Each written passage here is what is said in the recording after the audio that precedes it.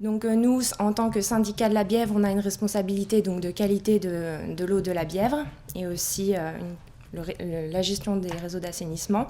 Donc tout d'abord, c'était le suivi de la qualité de la Bièvre avec ses affluents, puisqu'on avait remarqué en fait une pollution particulière en matière organique et oxydable, azote, phosphore, micropolluants métalliques, sachant très bien que le majoritaire impact c'était d'origine industrielle.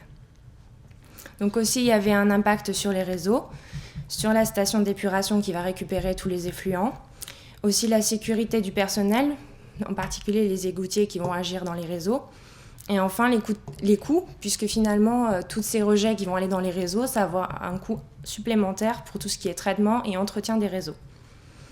Et donc je ne vais pas revenir sur toute l'évolution réglementaire, mais c'est aussi un des contextes qui a fait qu'on a mis en place cette opération. Nous, la raison pour laquelle on rédige obligatoirement une convention, c'est quand on met en place de l'autosurveillance sur les rejets, quand il y a un rejet spécifique dans le réseau d'eau pluviale, et enfin quand on met en place une redevance industrielle spécifique, donc c'est pour ceux qui rejettent des gros flux polluants ou alors des gros volumes d'eau.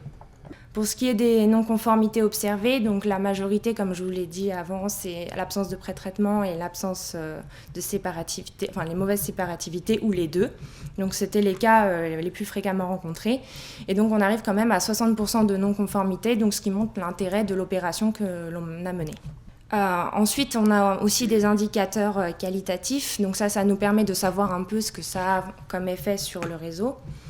Donc finalement, ça, on l'estime par rapport au pré-traitement mis en place. Et donc on estime la pollution qu'on va empêcher d'aller dans les réseaux.